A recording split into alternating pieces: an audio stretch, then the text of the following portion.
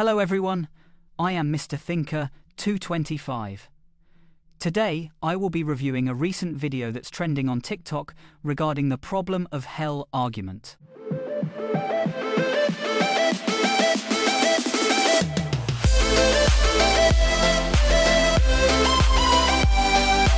Okay.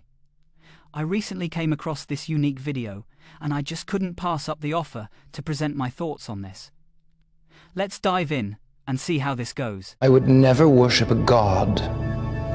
They would send someone to an eternal lake of fire to be burned forever for the simple fact of non-belief, when that deity knows what it would take to convince every single person on this planet. That is cruel, it is inhumane, it is not kind, it is not generous, and that is not a god worthy of worship.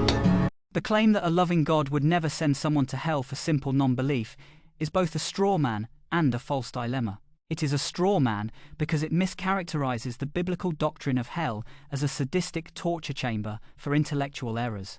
In reality, theology describes hell as the ultimate respect for free will. It is the state of eternal separation for those who persistently choose to live apart from the source of life. God is worthy of worship precisely because he honors the dignity of your choice. Love, by definition, cannot be coerced. Therefore, for a relationship with God to be meaningful, the freedom to reject it must exist. Furthermore, the original statement presents a false dilemma by suggesting we must choose between a cruel monster or a God who ignores sin.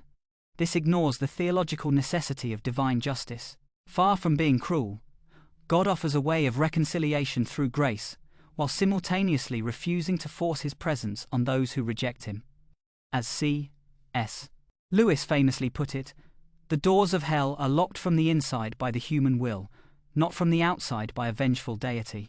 This is why God is worthy of worship, as he perfectly balances an uncompromising commitment to justice with an absolute respect for human autonomy. The original question misrepresents the problem of hell by assuming belief is a mere intellectual data point rather than a moral orientation toward the Creator. It frames God as an active punisher of the misinformed, rather than a passive observer of human choice. By reducing the complex interaction between divine holiness and human rebellion to a simple matter of convincing evidence, the argument fails to account for the biblical reality that hell is not for the mistaken, but for the defiant who do not desire the presence of God. Alright, I think I've thoroughly debunked this so-called problem of hell. If any further questions, then feel free to let me know.